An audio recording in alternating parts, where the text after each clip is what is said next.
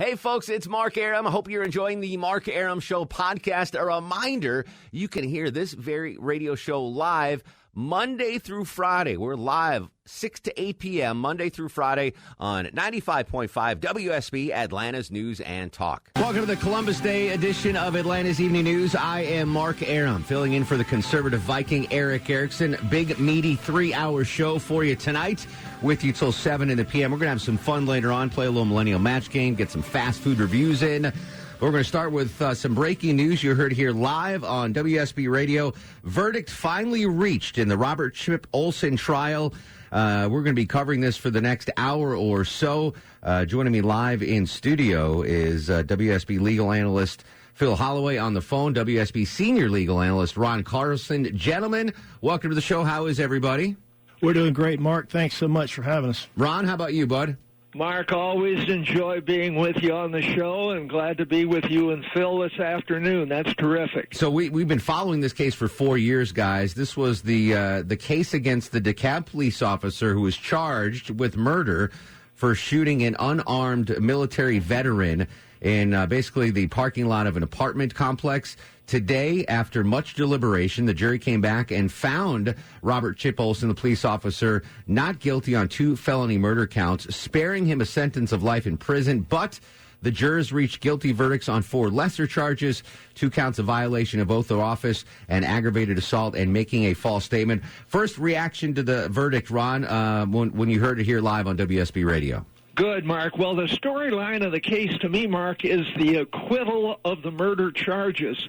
There's a legal maxim which says the wheels of justice grind slow, but they grind exceedingly fine. Now, here the jury came out with a verdict of acquittal on these murder charges, and that came after days of diligent study by this jury.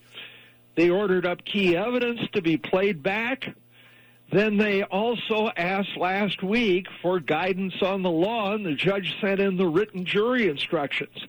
In the end, their 30 hours of deliberation exceeded the deliberations in both the Tex MacGyver and the Ross Harris case. So applause to this jury for coming up with a verdict in the end. I did tell Veronica Waters yesterday, Mark, that the jury will come back fresh on Monday.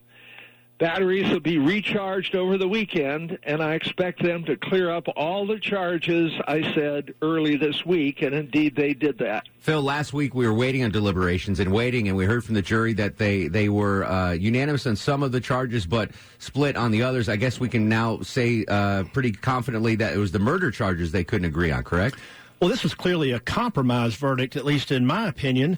The underlying felony offenses here, the aggravated assault and the violation of oath, they found guilty verdicts on those charges. It seems to me pretty clear early on that there was probably going to be an acquittal or at least a hung jury with respect to the murder counts. And so I think what we probably saw over the last several days was this jury engaging in the business of compromising, deciding who can get what votes to be pulled over to another side so that they could deliver either guilty or not guilty so that there would not have to be any subsequent retrials and any outstanding counts. Is that commonplace in juries? Do jurors do that often? They're not supposed to. They're instructed that they're not really supposed to give up a strongly held conviction in the jury room, but we know that it happens. Mm-hmm. It's very common that jurors will sort of negotiate with other jurors to kind of get most of what they want in an overall verdict, at least in my experience. Mark Arum, covering the breaking news you heard here on WSB Radio, a verdict in the Robert Chip Olsen case, found not guilty of 2 felony murder counts. But, Ron, he was found guilty of 4 lesser charges: a violation of oath of office, aggravated assault, and making a false statement. He was released on bond today. We'll get to that part of the story in just a second. But these charges that he's convicted of, are these big charges, serious charges? Is he going to jail? Well, the aggravated assault charge is quite serious. But we'll talk in a minute, Mark, about what the potential sentence might be. On these deliberations, when a case is this even, it's understandable the jury will take some time with it. Now, partisans for both sides would say to me, what do you mean even? Well, there are strong points on each side of this case. From the officer's point of view, the suddenness of the situation, that he had to react to a rushing man in seconds. From the prosecution's point of view, hey, the victim was unarmed. This was a mental episode. The officer should not have met that with lethal force. And finally, there were other means available. He had a baton on his belt, a taser, and a spray, probably a pepper spray, so why not use one of those? Such were the arguments, and many would view this case as relatively even. Certainly, it was not a slam-dunk case for either side. Thanks, Ron. Mark Ehrman for Eric Erickson with WSB legal analyst Phil Holloway and Ron Carlson discussing the breaking news you heard here on WSB Radio. The Robert Chip Olsen trial in DeKalb County found not guilty of 2 felony murder counts, but of 4 lesser charges. Sentencing will occur November 1st over the state's objection, Phil, and he was out on bond. Let's talk about the bond issue. The state didn't want him to get bond, but he was bonded out for $80,000 total. No, quite predictably, the prosecutor said, Judge, let's go ahead and revoke his bond based on the jury's verdicts of conviction on those counts. And the judge actually did that. And as I understand it, she set a new bond in the amount of $80,000 with some certain conditions on it. So effectively, the way that has to work is he's got to go back into custody. I think that happened from the courtroom. And if he's able to post this bond, and it's pretty high, so it may be something that the family, if they can get it together to bond him out, it can take a little while. But he's going to have to go into the jail and be processed back in, and then re-released on bond if he can post this bond a second time. And if he gets it November 1st sentencing, so he's going to have 2 weeks basically at home to get his affairs in order. Is that his legal team will have a couple of weeks to get their arguments together? They have an opportunity to present evidence in mitigation of punishment. So basically there can be a contested hearing, and that hearing could last for hours or it could last for a couple of days potentially. But my guess is it will be done in one day, and each side will get to present evidence and arguments either in aggravation of punishment or in mitigation of punishment. And the judge, in her discretion, will be able to impose the sentence that she believes is fair under the circumstances. Ron, depending on the verdict, is there any chance the defense team says, you know what, we're going to appeal this verdict? We don't like the 20 years in jail. Is there any chance this thing goes back to the courtroom? Well, I think they probably will appeal the big assault conviction. I can't conceive that they would not do that. And as you're discussing with Phil, Mark, speculation now focuses on what the sentence will be. That'll be coming up with commendable speed, I might add. The judge will do it on November 1st. This is not like the Bill Cosby case, who was convicted in May, then sentenced in September. Oh, no, this judge is moving right to it. Now, as a comparative matter, that officer in Texas who killed the unarmed man, she was in the wrong apartment. She got 10 years on that murder conviction, and some legal observers would say, hey, this officer should not get more time for an assault than what a sister jurisdiction hands out in Texas for murder in a similar sort of crime. We found out today, or at least I found out today, Phil, that prior to the trial, Olsen was offered a plea deal from the state that included a 20-year prison sentence with 15 to serve. He turned that down, or his attorneys turned that down. He might be looking at a similar verdict here from the judge, which leads me to believe that's too long for them. They think that's too long of a sentence. So the appeal, I would think, would be in order to try to get that sentence knocked down. I think it's 100% they're going to appeal it, but the judge has to decide sentencing before that appeal can happen. If you consider someone who's in their mid-50s, as Olsen is, a 15-year sentence on something as serious as aggravated assault, you have to assume that you're going to serve almost all of that sentence. You can't really assume that you're going to get parole. So from that perspective, there's not effectively much difference in considering whether or not it's in your best interest to plea when you're looking at a 15-year sentence versus a life sentence, which is, of course, what murder carries in Georgia. He could get, depending on issues that we would call merger, which has to do with whether some counts are effectively absorbed into other counts. And that's going to be an argument that the lawyers will have on the day of sentencing as to what the sentencing parameters are. But absent any issues of merger of offenses, he could potentially get up to 35 or so years. But the judge can do all of that in prison or none of it in prison, really, in her discretion. Let's play the hypothetical game here. Ron Carlson, WSB senior legal analyst. Let's say the judge sentences the former DeKalb officer to 10 years, out 3 with good behavior. Is that a small enough sentence that, they might not appeal, that Chip Olsen might say, all right, I'll do that? That could be appealing. And I'd like to get Phil's thought on this. Phil, what about the fact that the defendant is free pending sentence in this case and not immediately remanded to jail without bond? Does that suggest there may be a generous attitude toward the officer when sentencing comes around? Well, Ron, that's a great point. And I think what it means is that the judge understands that this is someone who has no criminal history. There's apparently an absence of premeditation and deliberation. And let's just say, at best, maybe the judge is interpreting this as a situation where someone panics. So it's not like he's a flight risk or a risk to commit another crime if he's released on bond. A quick reminder that WSB Radio's partnered with the Atlanta Journal-Constitution on the Real Crime Breakdown podcast about this Anthony Hill Robert Olsen case. It's on WSBradio.com or search anywhere you listen to podcasts, AJC Breakdown. Speaking of AJC, Christian Boone's been following the story. He was in the courtroom today. He'll join us next half hour. We continue to cover this breaking news. A verdict reached in the Robert Chip Olsen case continues next on 95.5 WSB, Atlanta's News and Talk. Team coverage continues of the breaking news. A verdict in the Robert Chip Olsen murder trial. Split verdicts for the former DeKalb County police officer charged with shooting a naked, unarmed veteran 4 years ago. WSB legal analyst Ron Carlson and Phil Holloway join us here on Atlanta's Evening News. Sentencing November 1st.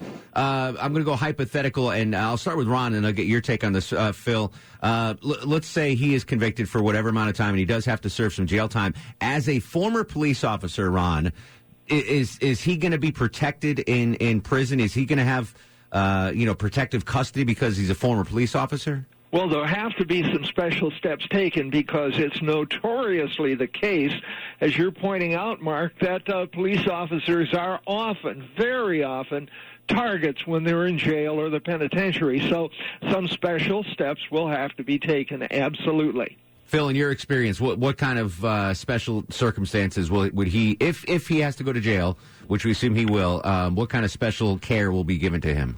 Well, it's not special treatment in the sense that he's going to have a walk in the park if he does get sentenced to jail. It's not the scene in Goodfellas. It's right. It has to do with isolation and segregation away from other prisoners because, as Ron points out, they are targets oftentimes of other inmates. And so the Department of Corrections, whether it's in Georgia or any place else, when they have a police officer or a former police officer who's in custody, the standard of care, so to speak, that they have to live up to requires them to look out for the safety of their inmates to the best of their ability. And so that's what this is all about. It's not really like special kid-gloved kind of treatment. It just really has to do with safety. Do we know, Ron, where he would serve his prison time? Would it be in DeKalb County? Well, of course, if he did not get felony sentencing, it could be in DeKalb County. But it's probably more likely it's going to be a penitentiary sentence of some kind. Phil, is that your judgment? If it's a penitentiary sentence, Ron, I agree with you. Of course, if it's a felony sentence, it's going to belong to and be owned by the Georgia Department of Corrections.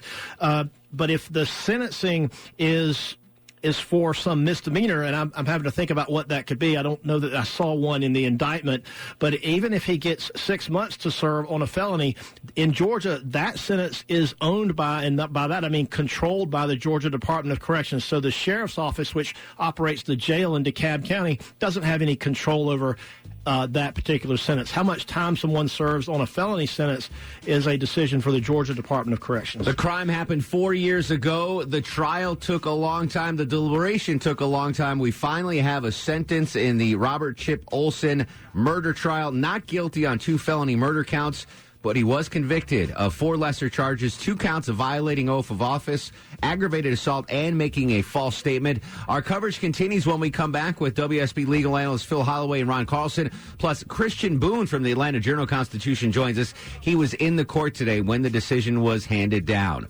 Mark Arum for Erickson on 95.5 WSB, Atlanta's News and Talk. Make your frame shatter. Watch me now. Just speak up like Jimmy Castor. I'm bad luck.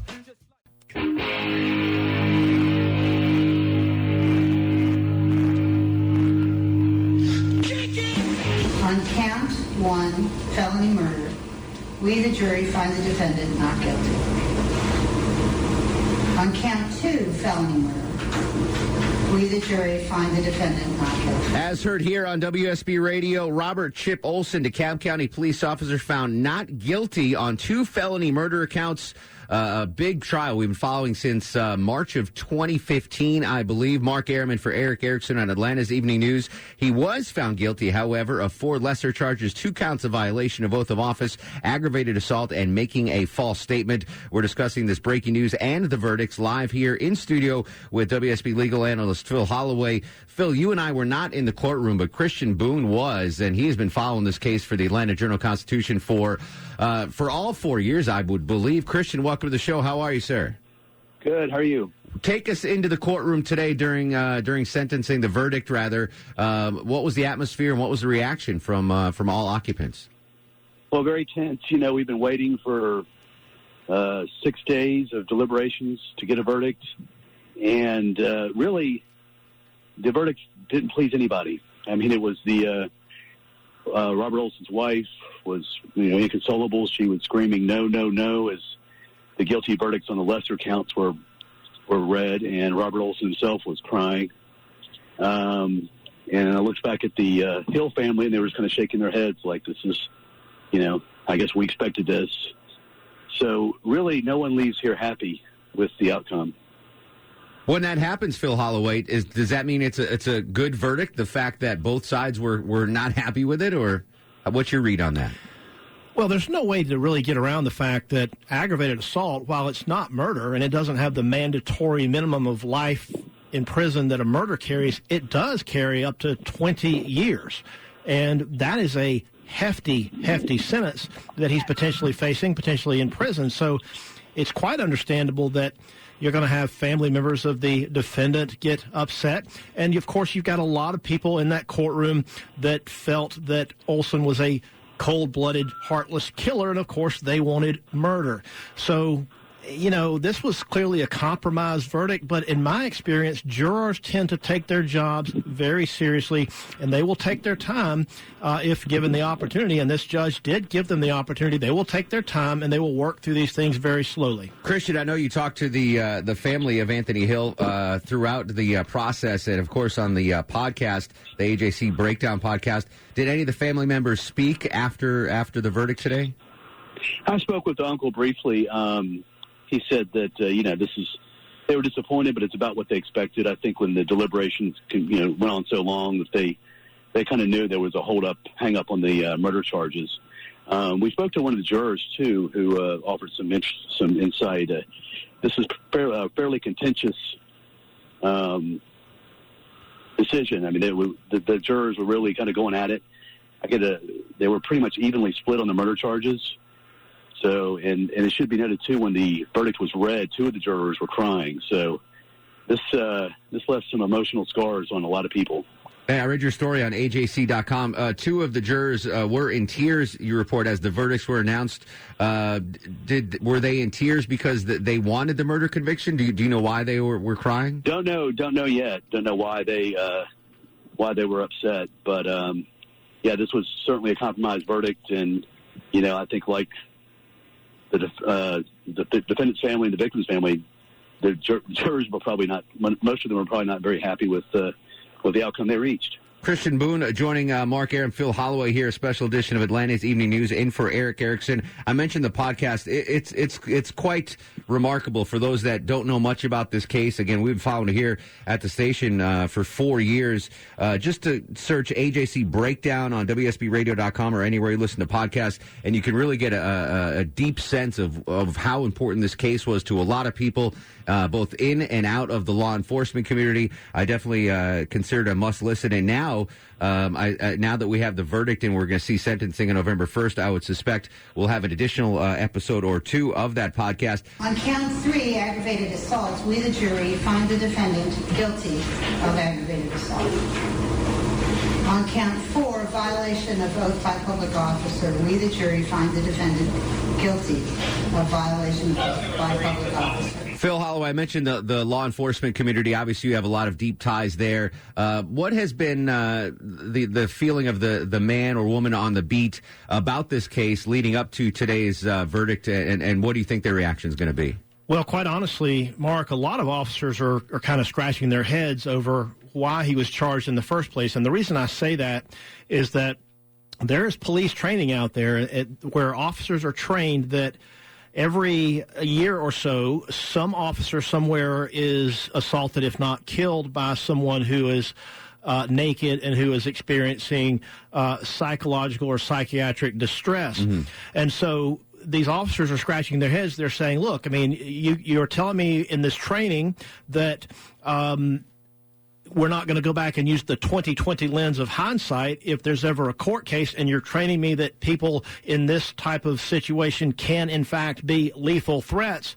So a lot of officers are wanting to reconcile how they've been trained with how officers are sometimes later charged when prosecutors do use the 20/20 lens of hindsight. Phil Holloway joins us in studio. Again, if you're just getting in your car, we finally had a verdict today in the Robert Olsen trial. The former DeKalb County police officer charged with 2 felony counts of murder was found not guilty there, but he was charged in 4 lesser counts. 2 counts of violation of oath of office, aggravated assault, and making a false statement. The oath of office charges, Phil Holloway, that's a new one to me. What is that about?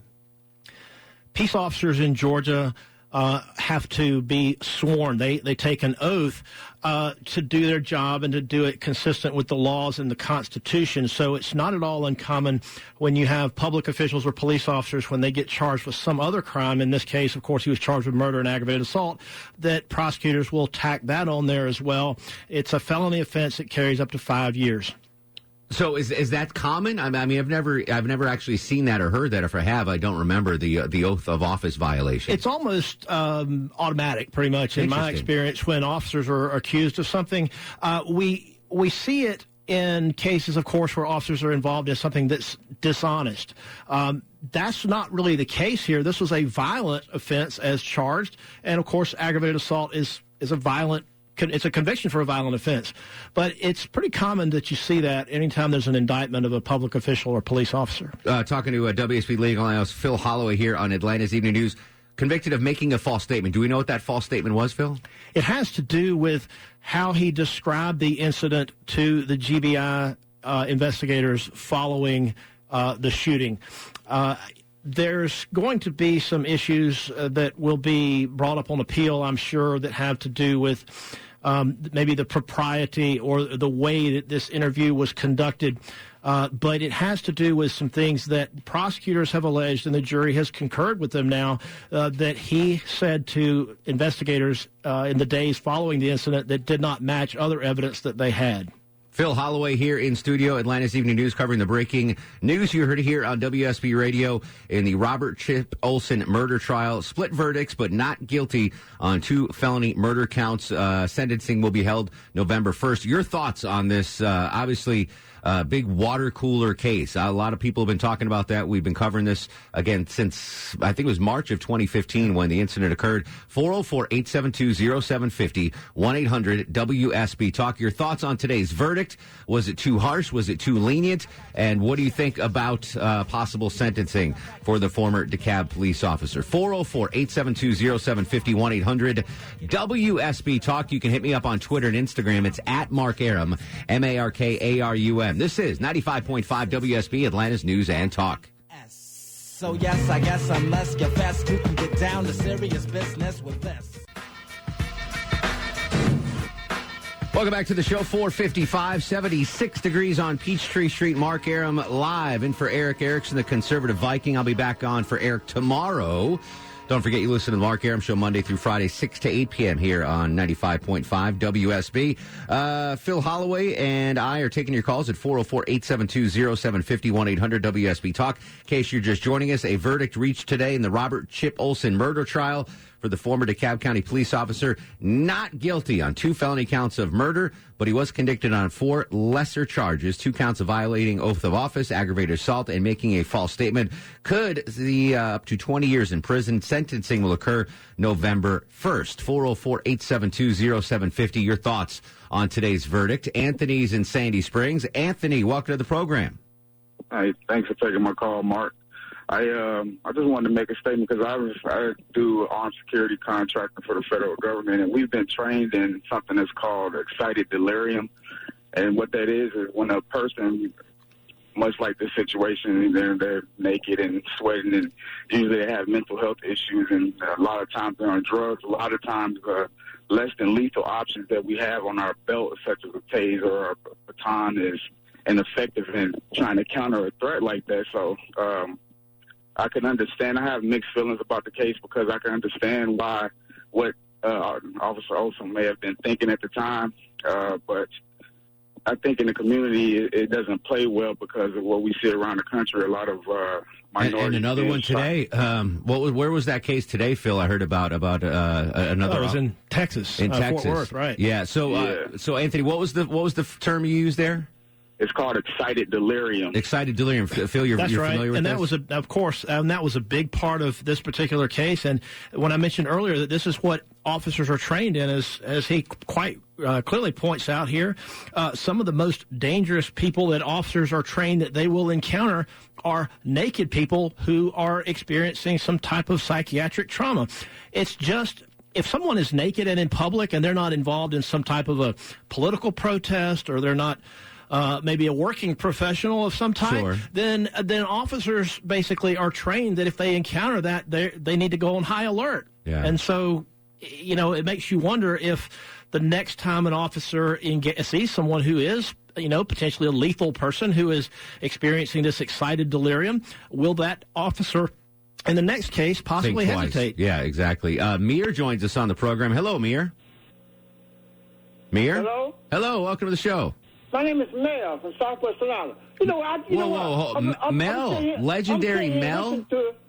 I'm saying, listen to you. Talking about what this police did.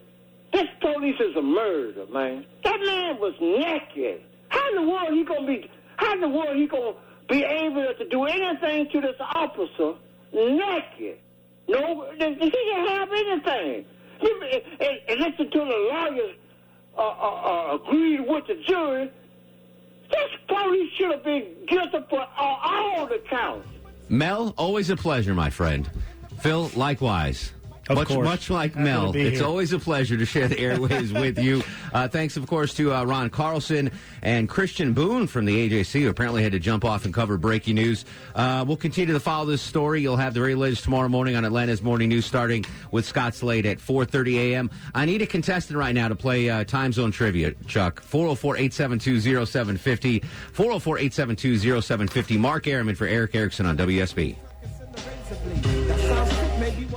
Welcome back to the show. 5:09, 75 degrees on Peachtree Street. Mark Arum for the conservative Viking. Eric Erickson with you till 7. A modest 4.5 on the Mark Arum Show back sweat meter. Not bad today. Not bad at all. Keep up the good work, Mellish. What's going on the show tonight? We're going to have some fun. Johnny Kielbasa will join us in 30 minutes with a fast food review. We'll play Millennial Match Game at 6, as we do every Monday on the Mark Arum Show. And we got some interesting stories to talk about, including, did you guys see, you guys are all dog lovers. Did you see the story about that woman in Florida who lost her dog 12 years ago? I did. The dog ran away 12 years ago. They just found it in Pittsburgh. What? Yeah. The Chip, right? Yeah, the Chip. Crazy story. We'll talk about that. But I consider myself a knowledgeable fella in most things. I know a little bit about a lot of things, so I can get by in conversation. That's why I kind of work as a talk show host. My knowledge is shallow, but I know a lot about a little. You can scratch a little the surface. about a lot. Yeah, I can scratch the surface. One thing that I cannot do, I just can't nail time zones. I'm horrible. Like, I'm okay with geography, but the time zones, I just can't do it for whatever it is. I've got a mental block on time zones. Chuck is very good at time zones. So okay. So we're going to play. You're okay. You're better than me. He's lived in different time zones. Yeah, you're better than me. So we're going to play a game we like to call Time Zone Trivia. Time Zone Trivia. Thank you, Edgar. So basically, here's the deal, Deb Green. Explain to the folks how this game works. All right, so I've got cities all across the United States in different time zones, and I'm going to ask both you and Charlie what time zone they're located, and then you just have to guess the correct time zone. All right, our contestant for Time Zone Trivia is Luke. Luke, tell us a little bit about yourself, buddy. From Loganville, Georgia. Elville? Yes, sir. 2 kids, married. Fair enough. Well, I got a perfect picture of your life in Loganville now. All right. So here's the deal. We're gonna do best of 7. All right. Best of 7. We're gonna. Deb is gonna ask Chuck and I 7 time zone trivia questions, and you have to guess whether or not we'll get it right or not. If you get 4 before we run out of 7, you'll win the prize pack. Okay. And it's a big prize, Deb Green. What is it? It is tickets to go see the Eagles when they come to State Farm Arena next February. The Eagles. All right. So no pressure, Luke. Here we go. And again, I stink at this, and Chuck's decent. So just a little advice there. All right, we'll start with Chuck, the defending champ. What is the first time zone, Deb Green? All right, Rapid City, South Dakota. Rapid City, South Dakota. Luke, Chuck is from Whitefish, Montana, just to give you a little heads up. Will he know a time zone, Rapid City, what is it, Rapid Falls? Rapid City, Rapid South City, Dakota. South Dakota. Will he know what time zone that is? Yes, he will. Chuck, Rapid City, South Dakota. What time zone is that? Pretty sure it's on the eastern edge of the mountain time zone. Mountain time zone. That's right, There you mountains. go. All right. Luke gets a point. Very easy game here. All right. It's going to be tougher with me. What's mine? All right, I think you should know this one. Charlotte, North Carolina. Charlotte, North Carolina, Luke. Will I know what time zone Charlotte, North Carolina is? Yes, you will. It seems like it's so easy that I might screw this up, but it's got to be Eastern, right? It is Eastern. Yeah, all right. All right, there you go. Think of it on the map, right? 2 points on the map. Well, I'm trying to think Charlotte played in the NBA Eastern Conference, right? So it must be Eastern. But but I don't know. They're in the NFC. They're the South now. Anyway, all right. Well, I got it right. I'm not even going to second guess me. All right, Chuck's up next. Time zone trivia. Will Chuck know this time zone, Luke? Wichita, Kansas. Wichita, Kansas, right in the middle of the map. Will Chuck, with his low testosterone and all, will he know what time zone Wichita, Kansas is? I am going to say no. You say no. Chuck, Wichita. I'm pretty sure that's in the central time zone. That's right. That is Central correct. Time Zone. Oh, no point. No point for Luke. All right. Luke still has 2 points. You need 4 to win. I'm up, Deb Green. All right. Boise, Idaho. Boise, Idaho. Luke, will I know what time zone Boise, Idaho is in? No, you will not. Oh, geez. I've never been to Idaho. I know they have potatoes. I know Boise State plays on the blue field in football. Does that count? Right. When in doubt, go mountain. I'm going to say mountain time zone. It's mountain time zone. It is. All right. Yeah. I knew one. No point. No point for you, Luke. I'm sorry. I should have thrown that one away. Boise State. I love that blue turf, by the way. Oh, I can't watch it. It hurts my eyes. Maybe the Falcons can switch up their luck and change the turf to blue. Anything. We're going to back to Time Zone Trivia in just a second. Time Zone Trivia continues with Luke in Loganville, who I think just might have gotten a car accident. Are you okay, Luke? No, I'm fine. All right. So Luke is playing for Eagles tickets, Deb Yes. Green. Huge prize. Luke's trying to guess whether or not Chuck and I will know these time zones. Mm-hmm. Chuck is up. What city are we looking at here? All right. We're checking out Little Rock, Arkansas. Little Rock, Arkansas. There we go. That's the bet I like. Yeah, we're getting a little bit of music. All right, there we go. Little Rock, Arkansas. Will Low T Chuck know what time zone that is? I think you will. Chuck, Little Rock, Arkansas.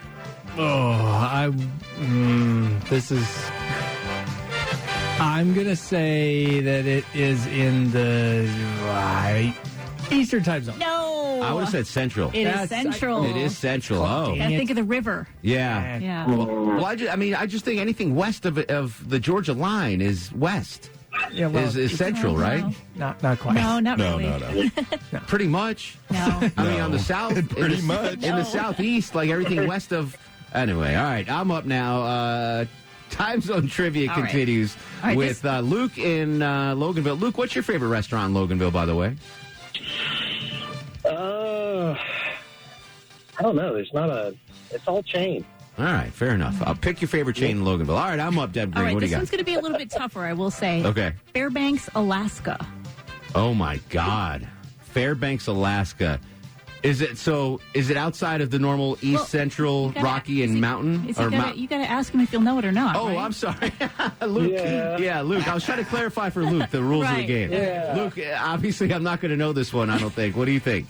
Yeah, I don't think you're going to know it either. I don't think there's many people that actually do. Yeah, I'm going to say the Pacific Rim time zone, if that's an even one. No, it is actually Alaska time zone. They have their own time zone. All right, so we are doing outside of the Big Four. It's still the United All States, right, just right? checking. Is that really a thing, Alaska Yes. time zone? Yes. Did you know that, Chuck? Yeah. All right. Of course you did. You get the point, Luke. But Okay. my pleasure to help you out there. All right, thank you, sir. Chuck's Greatly up. Time zone trivia. What's Chuck City? All right, Detroit, Michigan. Ooh, Detroit, Michigan, home of our very own Veronica Harrell from the WSB traffic team. Dr. Detroit, one of my favorite movies of all time. Will Chuck know what time zone is? Detroit, Michigan. Luke, what do you think? I think he's going to know. A lot of pressure, Chuck. Detroit. Pretty sure it's in the Central time zone. No, it is Eastern. What? Is it really? Yes, Michigan is Eastern. Well, they used to play in the AL East, and now they're in the AL Central. That sounds like fake news to me. That's East, huh? Really? Michigan is Eastern time See, zone. this is a yes. tougher game than we thought. All right, no point there. Luke, right. I'm up. What do we got, Deb Green? All right, Lincoln, Nebraska. For geez, sweet Luke. I mean, Right in the middle. I'm sorry, Luke. I didn't mean to give you any hints. Will I know what that is? I feel like you might not. All right, Lincoln, Nebraska. Tommy Frazier. Remember him on the Cornhusker teams back in the late 80s, early 90s? He was awesome. Red. They got red colors. I'm just killing time. Well, it's not East, and it's not West or Pacific, and it's not Alaska, right? So it's not either Alaska. Central or Mountain. Oh, Nebraska. I think Nebraska's pretty flat. I'm going to go Central time zone. It is Central. Yes. All right. I used to. Tommy Frazier was my favorite football players of all time. All right, last one. Low T's up. Here we go, Luke. Real pressure, but you got Eagles tickets on the line. Yes, All right. sir. All right, Albuquerque, New Mexico. Oh, Albuquerque, New Mexico. Nueva Mexico. This is one of those. It's I'm going to say no. a good call. This is one of those that's on the edge. Albuquerque, New Mexico. I'm going to say it's in the mountain time zone. It is in the Mountain Time Zone. Did he say no or yes? He said no. He said All no. right. Well, that's the end of the game. But you know what, Luke? We love you. We love Loganville. We love chain restaurants. So we're going to hook you up with the prize pack anyway. Deb Green, tell him what he won. Going to go check out the Eagles play Hotel California in entirety at State Farm Arena next February. You just made your wife very, very happy, Luke. And as an added bonus, You guys are very kind. as you said, you had 2 kids, right? I did. As an added bonus, Longoria has offered to babysit for your 2 kids the night of the concert. That would be awesome. All right, he's going to make his world-famous brisket. Hang on the Nice. line, Luke. Chuck's going to get some info. Albuquerque, is that where did Breaking Bad take place? Was that Albuquerque, New Mexico? Actually, never watched that. No? I don't know. I've only watched one episode. The new movie is out now on Netflix. Yeah, that's why I was trying to catch up, but Yeah. what was it, like 15 seasons I Yeah, got to run all through. right.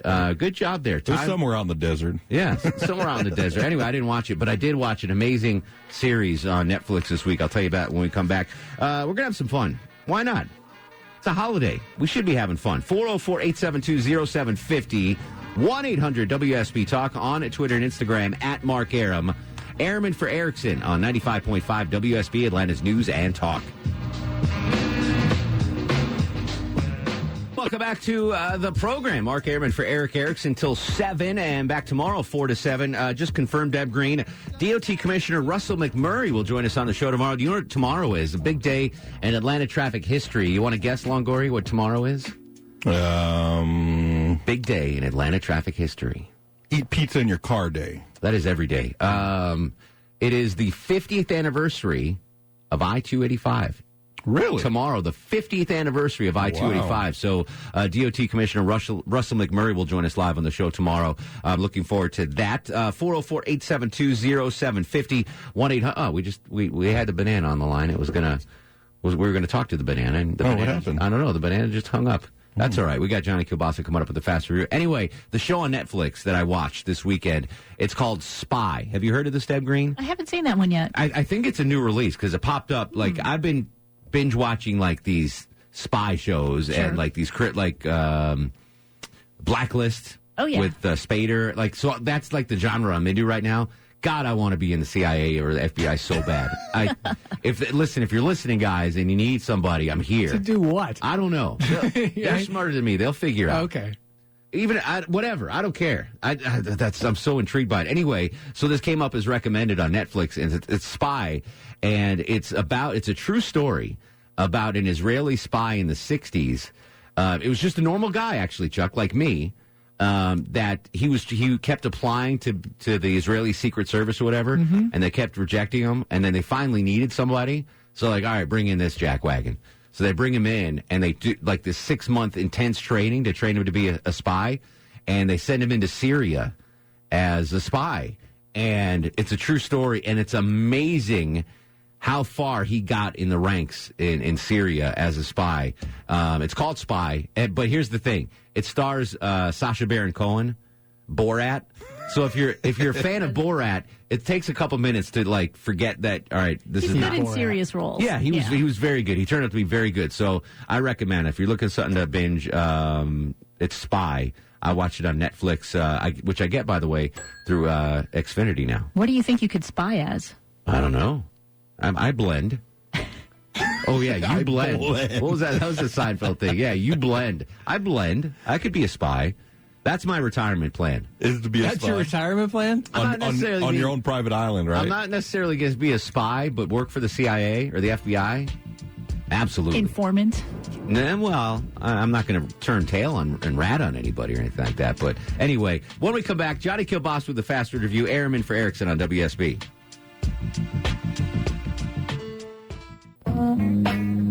5:39, 21 in front of 6 o'clock. I am not Eric Erickson. I am Mark Arum with you till 7 tonight and tomorrow 4 to 7 as the conservative Viking takes some time off. Much deserved, Chuck? Are we calling this much deserved time off? I guess he's working 2 jobs now, so. I don't know. It's just time off. It's just time off. Anyway, it's dinner time for me. My stomach is growling, and I'm sure you are too, sitting in traffic trying to get home. So let's fill your belly with a little Johnny Kielbasa in the Fast Food Review. And now, on the Mark Arum Show, it's time for the Fast Food Review. Joining us live on the Greasy Salty Hotline from parts unknown, height unknown, weight, we do not want to know, Johnny Kielbasa and the ever-so-popular Fast Food Review. How you doing, Jonathan? I'm doing great, Mark Arum, because I rise, even though the sun is in my eyes, because I'm wrapped in bacon. I'm here for the take, and I'm covered with Cheez-It, and I aim to please it, Mark. I think there was a little tease right there, a little hint on what the Fast Food Review is going to be comprised of tonight. What do you got for us, Johnny? I know there are a lot of dedicated Cheez-It fans out there, and I know that those dedicated Cheez-It fans don't like their Cheez-Its messed with, but Pizza Hut called up and said, hey, Mr. Cheez-It, maybe we can do something over here. So now we've got cheese stuffed Cheez-It pizza from Pizza Hut, Mark. I saw those on Twitter or Facebook or something. They looked phenomenal. I mean, I'm not Cheez-Its, I can take it or leave them. Right. But they were like these little pizza, like just, I don't know, They're squares. like really big Cheez-Its. But they're mega Cheez-Its. Yeah. You get 4 of them for $5. They come in a little box. They're part of their menu, their value menu thingy there. So you get 4 of them. They actually, I was wondering, okay, maybe it'll kind of taste like a Cheez-It, but these things actually taste like Cheez-Its. I think the crust is actually made from Cheez-Its and the cheddar cheese, whatever that is. But it's pretty good. You can get it with just cheese and the marinara dipping sauce, or they'll add pepperoni to it, although the pepperoni was almost non-existent and unnecessary. I never think that pepperoni is unnecessary, but it kind of is on this because you're just getting a big mouthful of hot Cheez-It. It's like if you took a handful of Cheez-It, stuck it in the microwave, covered it with cheese, and then just jammed it all in your mouth at the same time. I'm trying to think if there's any dish that's served with a side of marinara that I don't love. I love, you give me a side of marinara, mozzarella sticks, fried ravioli, anything with the marinara dipping sauce, I'm on board. The breadsticks from Little Caesars.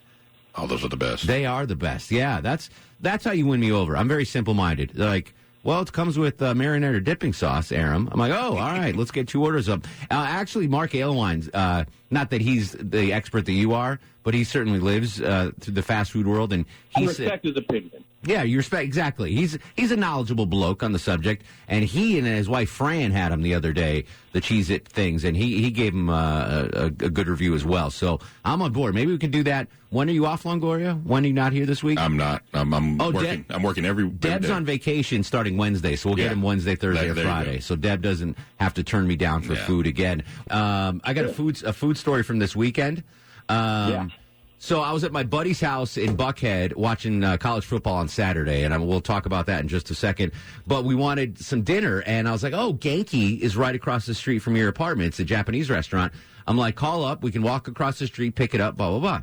So my buddy calls up. He orders the the Japanese food, and my other buddy goes to pick it up, and the restaurant's closed. Like, it's not there anymore. So we're like, what the heck? So he comes back in to the apartment, and he called my buddy who ordered it, called him back up, and was like, hey, I just ordered from you guys, and we went to pick it up, and it's closed. And he's like, oh, the Buckhead location is not open. This is the Virginia Highlands location. Oh, wow. So you're like, oh, we're screwed, right? Yeah.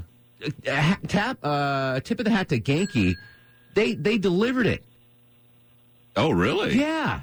They delivered from the Virginia Highlands. They don't even do delivery. They sent, I guess, one of the busboys out there, like, hey, take this to Buckhead. Hope y'all tipped him very good. My buddy did, yeah. But how cool was that? Yeah, like, that is cool. That's unbelievable. Most people would have been like, well, whatever. Yeah, you're eating it, buddy. Anyway, so tip of the hat to Genki. All right, let's do Johnny Kielbasa's Football Minute. Joining us to recap the weekend that was in the world of pigskin, one of the worst football weekends in my life. It's Johnny Kielbasa and the Football Minute. Omaha.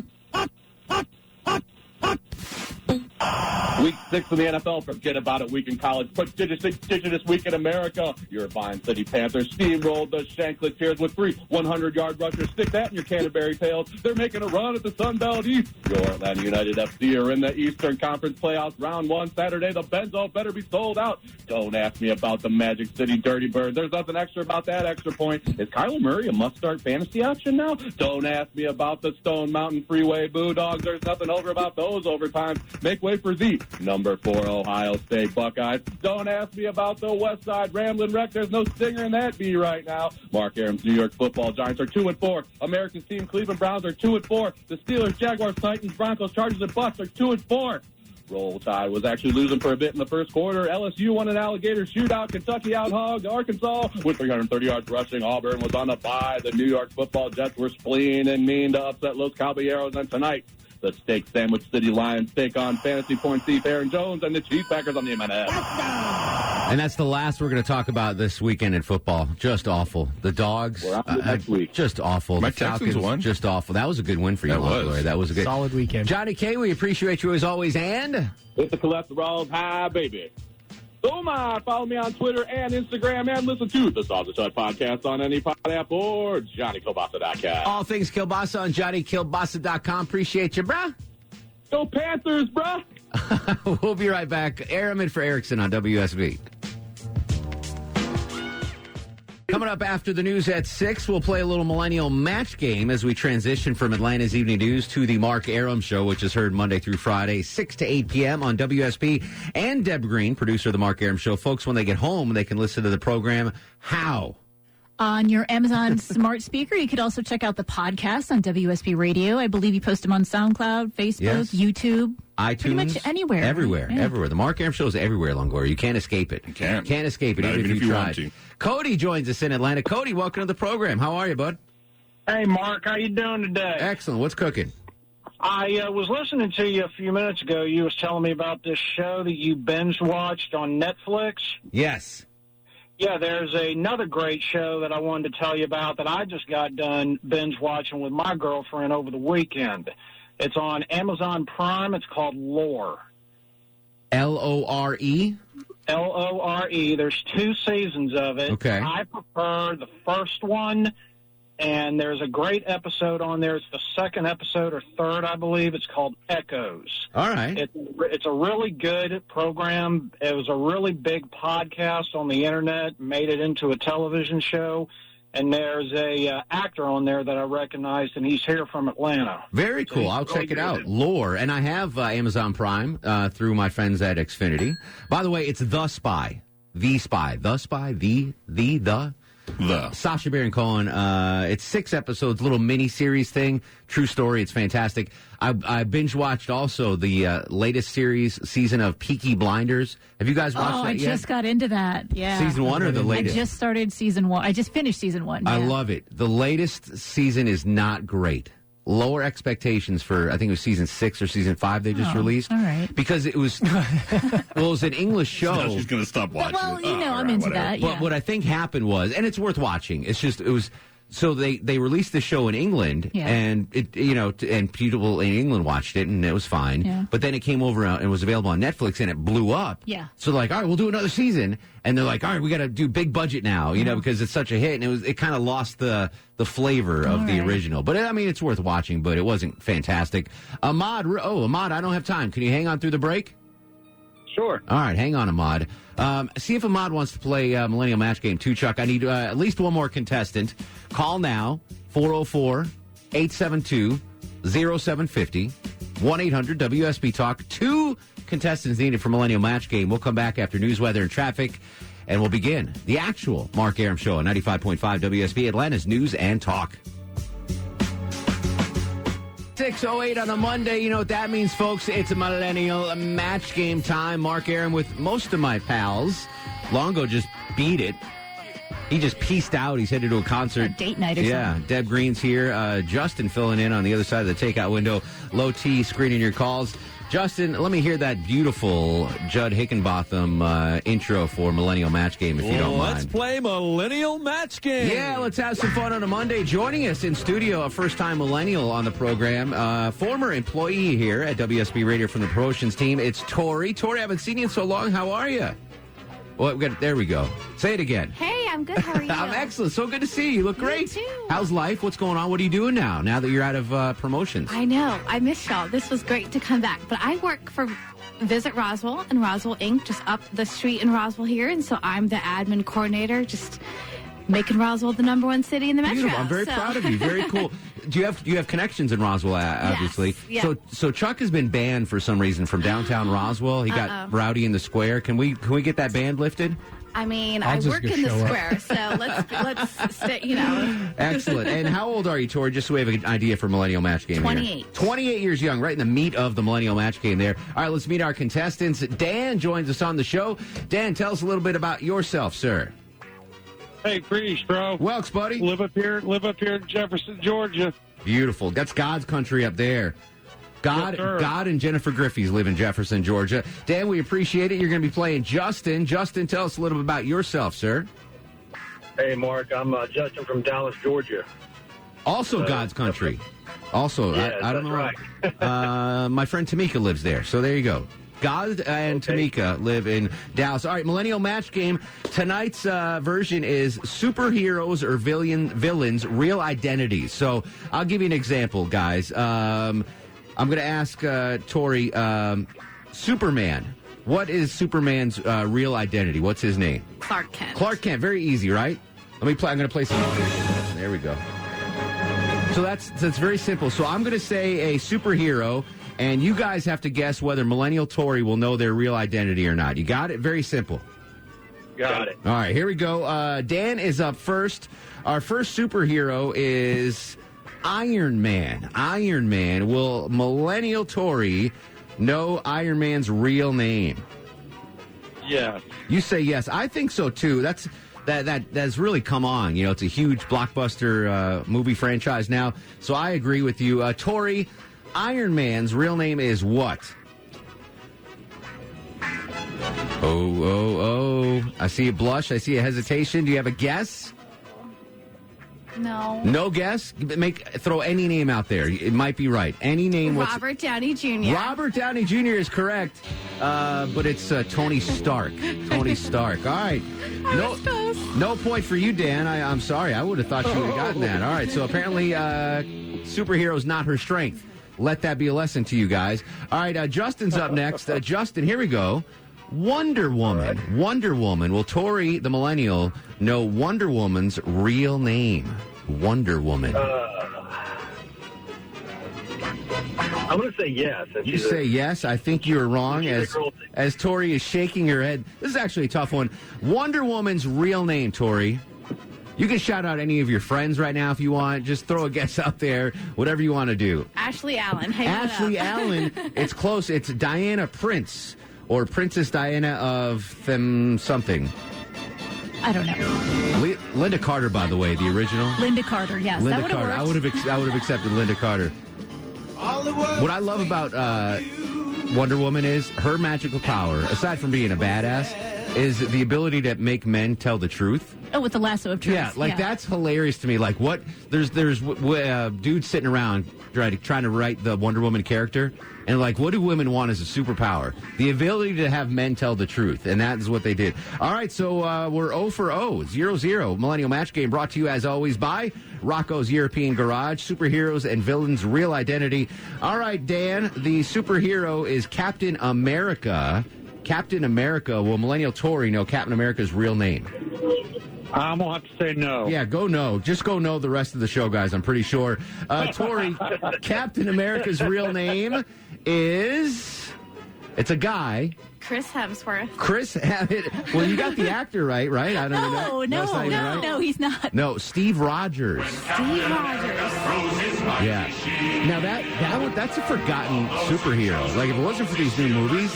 Captain America would have been lost for history. But these movies are all fairly recent. And they're very recent. All right, so you get the point. Now you get it. When in doubt, the millennial does not know. No offense, Tori. All right, Justin, to tie it up, this is actually, I don't know. She might know this one. I'm not going to influence you. The superhero is Batman. Will Millennial Tori know Batman's real name? She's got to know this. Right? Everybody knows this. I'm with you. She's got to know. Batman's real name is what, Tori? Bruce Wayne. That is Bruce Wayne. Good job, by the way. All right, so she did know one. So when in doubt, the millennials sometimes will know. All right, end of round one, a millennial match game, superhero, villains, real identities version. What's the score, Deb Green? All tied up at 1-1. Round two, a millennial match game continues, brought to you by Rocco's European Garage. Deb Green, the score, please. Score is 1 apiece. And Dan is up. Dan, superhero, villains, real identities. Will Millennial Tori, 28 years young, cute as a button, newly married, works and lives in Roswell. Will she know Wolverine's real name? Wolverine. Yeah, I'm going to have to say no on that one. I think you're wrong. She just put her hands right over her face. No. He said no? Yeah. Oh, all right. I thought you said yes. My bad, Dan. I've got bad hearing. Wolverine, Tori. It's a guy, if that helps you. Throw something out there, buddy. You know, I have an older brother, and I don't know how. I don't know any. Yes. Wolverine. I'll even give you, he's got a nickname. If you know the nickname, I'll give it to you. Is it like X or something? No, It is. Logan is the nickname. His real name is James Logan. What kind of a Howlett. name is Wolverine? My name's Logan. All right, there you go. So you do get the point. Good job, Dan. Justin, you're up next. Millennial Match Game continues. Superheroes and villains' real identities. Will Millennial Tori know the real identity of Catwoman? Catwoman. I'm going to have to say no. Yeah, I'm with you. I wouldn't even know this one. You'll surprise me, Tori. Catwoman. Anne Hathaway is incorrect. Is not the best dressed woman in the world. By the way, Eartha Kitt. Eartha Kitt, yeah, fantastic. Selena Kyle was Catwoman's real name. I had no idea. If you watched the Anne Hathaway one, that came up. Oh, really? Yes. Okay. All right, Millennial Match Game continues. Dan, this is a tricky one. We run out of the bed there? There we go. Spider-Man. Let me have it. Spider-Man. That's tough. That's pretty easy, but it's Tori, boy. so we don't know. What do you think? Will she know Spider-Man's real name? I'm going to have to say no. You say no. Oh, she is bumping her fist in the air. It looks like she knows it, but she could be wrong. Spider-Man's real name, Tori, is? Peter Parker. Peter Parker picked. Good job. No point. Oh, I love that you got the old school. I tried to find the old ones if I could, yeah. I remember I had Spider-Man pajamas. The footed pajamas. They still make those? Underoos? No, underoos were underwear. Like the footy pajamas. Oh, yeah. Spider-Man. Did they have those in Montana, Chuck? Oh, yeah. Yeah, the footed pajamas. I could see Chuck wearing those. All right, no point. Here we go. Who's up, Deb Green? It is Justin's turn. Justin, here we go. Millennial Match Game continues. All The right. superhero is Daredevil. Daredevil. Will Millennial Tori know the real name of Daredevil? I'm going to say no. I'm going to say hell no on this one. Daredevil, Tori, the Millennial. What do you think? Taylor Davis, my husband. Taylor, there you go. Shout out to the husband. Daredevil is Matthew Michael Murdoch. I wouldn't have gotten that one either. Don't feel bad about that, Tori. All right, here we go. This is interesting. This is a newer one. They didn't have this growing up as a kid. Who's up, Deb Green? It is It's Dan's turn. Dan again. The superhero is Ant-Man. Ant-Man. Will Millennial Tori know Ant-Man? It's not Paul Rudd, by the way, Tori. It's not Paul Rudd. Don't, no yeah. way. All right, Ant-Man, Tori, what do you think? Dan says no. I'm with him. I wouldn't have known this, to be honest. It's all right. No. Give me a guy's name. Who was your first crush in high school? Say his name. Let him know. Michael Cook. Michael Cook is actually right. No, I'm kidding. I'm You never know. If you had a crush on a guy named Scott Lang, that would have been. All right. Scott Lang is Ant-Man. Paul Rudd. That wasn't a thing when I was a kid, right? Ant-Man.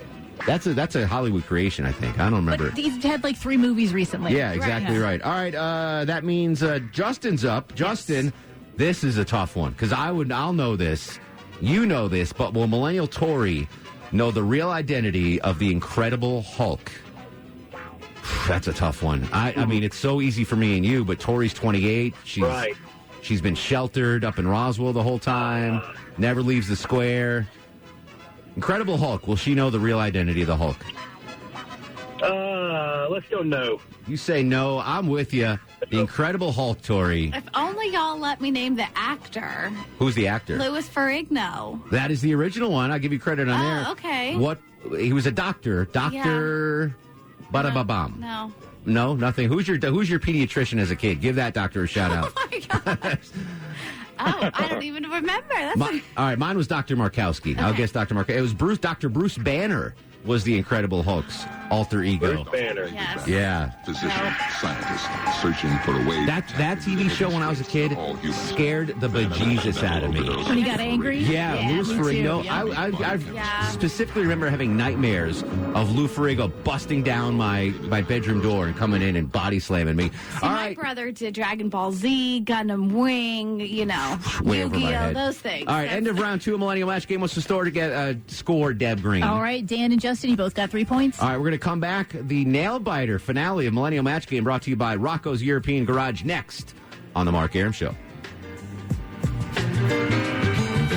Final round of Millennial Match Game brought to you by Rocco's European Garage. It is tied up 3-3. Dan and Justin, Millennial Match Game edition, superhero villains, real identities. Dan is up. You need this one for the win, Dan. Deadpool. Will Millennial Tori know the real name of Deadpool?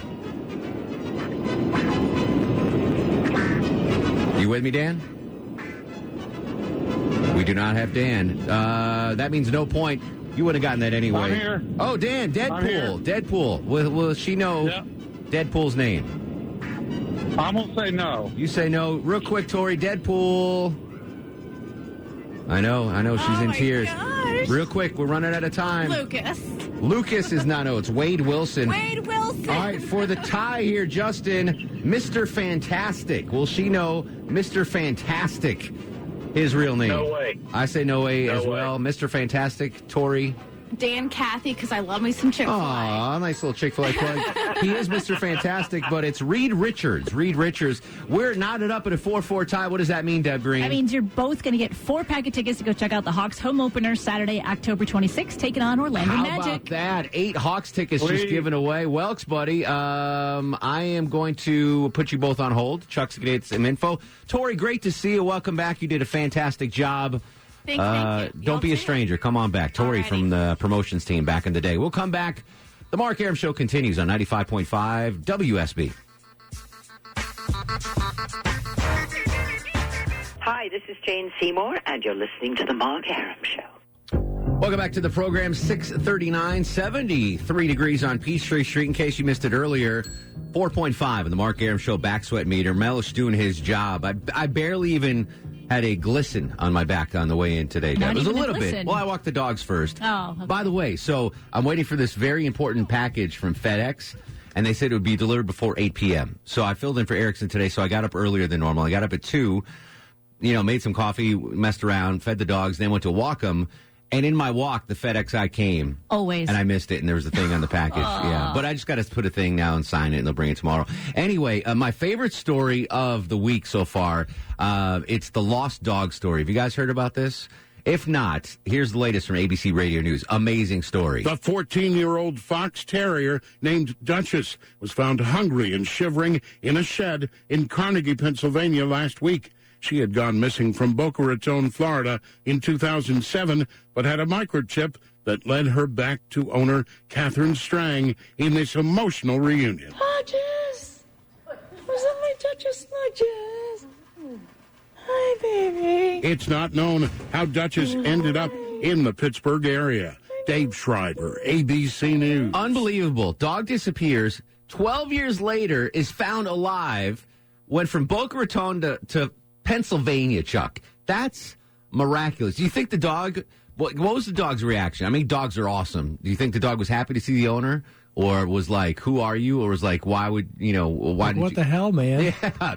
So apparently the dog raced out of her house in Florida 12 years ago, and they put up posters and never thought they'd see it again. But the woman, apparently there's like a $15 chip fee that you have to pay. I didn't know that. Yeah. So Deuce is chipped. I'm not paying any fee, I don't think. It might depend on who does the chip. Yeah. But it's not like it's not like a homing beacon, Chuck, right? So it's just if the dog is found then and they scan it. Yeah. It's like you're buying milk. Exactly. I just think that's such an amazing story. So here's what I want to talk about. Have you ever had a pet run away and come back?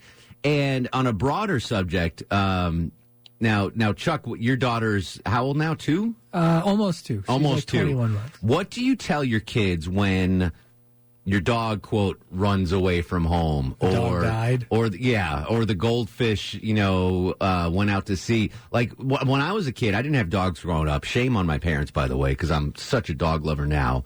But I had goldfish, and my mom didn't lie. She'd be like, "Oh yeah, Sharky died. Yeah, I flushed him down the toilet."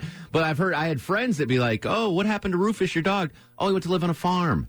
Like that was oh yeah, farm, really? Went to go live on a farm. My dad told me that we ate my fish for fish sticks one night. That's how fantastic. I was like 4. I don't eat fish now. I was traumatized for that. Yeah, thanks, Dad. That stuff stays with you. That stuff absolutely stays with you. So if you have any lost dog or recovery stories, I'd love to hear them at 404-872-0750, 1-800-WSB Talk. So I've got 2 dogs, Bosco and Deuce, right now, and Bosco's 14. She's never running away because she's smart. She knows that, her nose will take her back. I could see Deuce, like, getting off the leash and gone. But luckily, he's the one that's chipped. But that's got to be heartbreaking to lose a dog or a cat. I had a neighbor that had cats, and they were outdoor cats. But I live right on the wood line at Peachtree Creek. There's coyotes and whatever, and this poor girl, was putting up these missing cat, posters. Like right after the HOA emailed out like 12 coyote sightings in the last 2 days. It was that cat never came back. Lost. Well, I guess never say never now because, 12 years later, the dog came back. That's an unbelievable story. Skip's in Beaufort. Skip, welcome to the show. How are you, sir? Hey, I'm great. I just got a couple of them. My son, when he was about 3, we had a bunch of little fish. one of them's floating in the top, so he says, Dad, the fish is hurt. So you're supposed to put him in cold water, euthanize him, whatever. So the fish dies. Yeah. And I look around, and I don't see my son. And I go in there, and he's got his hands on the tank, and he's leaning over, and he goes, guys, I'm sorry. Brother's dead. We did all we could. And your son was 19 at the time. Oh, he was 3. Oh, okay, good. That's a better story. JJ's in Buford. JJ, real quick, what do you have? Yeah, similar story. We had Samson and Delilah, a couple of Irish setters, and one time when ours got hit by the dump truck, that I found that out later in life, my mom said that it ran off with a pack of dogs and went to some farm. Lived happily ever after. So one of the dogs died, but the other one lived? The other one lived.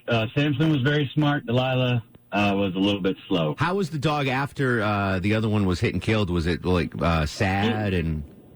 Yeah, he was a little sad for quite a while, but he was a good dog and eventually got over it, and he lived happily ever after as well. I love the dog names, by the way. That's awesome, Samson and Delilah. A belated rest in peace to Delilah, JJ. Thank you, sir. All right. When we come back, more of your lost pet stories. Only here till 7 tonight. Then Dr. Joe and his doctrinaires are filling in. He's got a big crew here. 404-872-0750, 1-800-WSB Talk on Twitter and Instagram at Mark Arum. What do you know? It's the Mark Arum Show.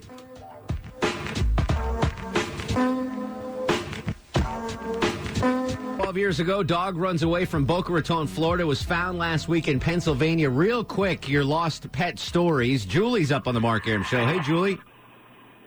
Hey, Mark. Thank you for taking my call. My pleasure. So my husband and I left town for 5 days, and I had a friend watching the house. We have 3 cats.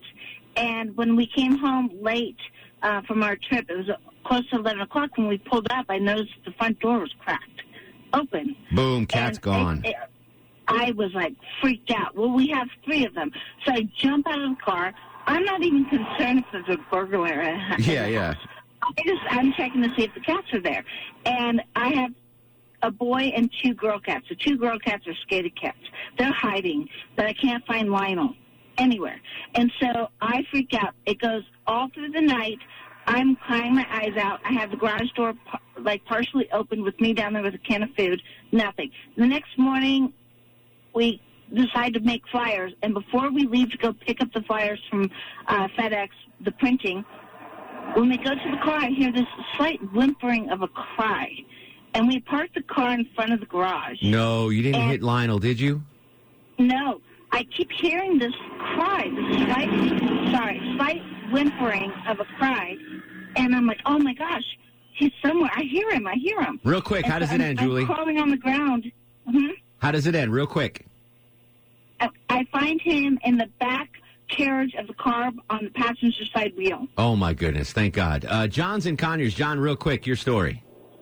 Yeah, my dad used to raccoon hunt, and we had an old plot hound, and we'd let him out on the road, and the dog would just evaporate sometimes. He would be 2 or 3 mountains over barking, so my dad would just go, oh, hell with him, So we'd take off a pair of socks or a T-shirt or a jacket, throw it on the ground, and leave him at night. Yeah. Come back the next morning, he'd be sleeping right on top of That's our shirt. fantastic. I had a buddy that had dogs like that. They would wander off for weeks at a time. Nathan, real quick, what's your story, Nate? So I don't have a story about dogs running away, but I do have a story. Some people are blessed with parents that make up stories that say, hey, your dog. Yeah. My So wife what is happened? not that way. So she was over at her grandfather's farm, and her and all of her cousins, and they said, hey, go out and feed Hamburger, which was the name of their cow, this deal of apples. And so they went out, fed Hamburger some apples, and Grandpa came up the side of the road, or the side of the cow, shot it in its head. Oh, so my they God. really quick what it meant. Oh, my God. That's a horrible grandfather. Mike in Loganville. Mike, real quick, what's your story? Yeah, I got a dog when I was 17, and I had her for 17 years. She ran away one day. Couldn't find her. We looked everywhere, man. We looked for 2 or 3 months. Put out fires. And my buddy, 2.5 years later, no kidding, found the dog delivering pizzas. Oh, my God. That's a 17-year-old dog runs away. Usually it's they're running off to die. Chuck, finish this up real quick. What's your story? Hey, buddy. So when I was about 14, we lived in Florida, and my dad was one of these guys that loved collecting exotic pets. So one of the pets he got us when we were kids was this little skunk, and we had it for a while. It was the coolest pet ever, but it got out of the house one day, and we couldn't find it. And about 2 months later, just after dark, my buddies come banging on the door, my neighborhood friends, and they said, "There's a skunk in the neighbor's trash." And I ran out there in the dark, hoping the hell it was him, because I didn't want to get sprayed. And it was a ratty looking. The hair was all nasty looking, and it turned out it was him. And, oh my God! It was crazy. 2 years gone, and when I think exotic pets, skunk isn't the first thing that comes to mind. But good for you, exotic pet owner. Let's do start of the show there, Justin. And now, are you guys ready for the Mark Arum star of the show? I was going to give it to Phil Holloway and Ron Carlson, our legal analysts, but I'm going to give it to AJC's Christian Boone. He did 4 minutes on the show. He's like, I'm out. Christian Boone pieced out on the program. I respect that, Christian Boone. Chuck calls back. He's like, no, I'm done. Good for you, Christian Boone. Thanks seriously, though, for giving us that coverage. Dr. Joe's taking over my next hour on Twitter and Instagram at Mark Arum. Talk to you tomorrow at 4 p.m. on 95.5 WSB.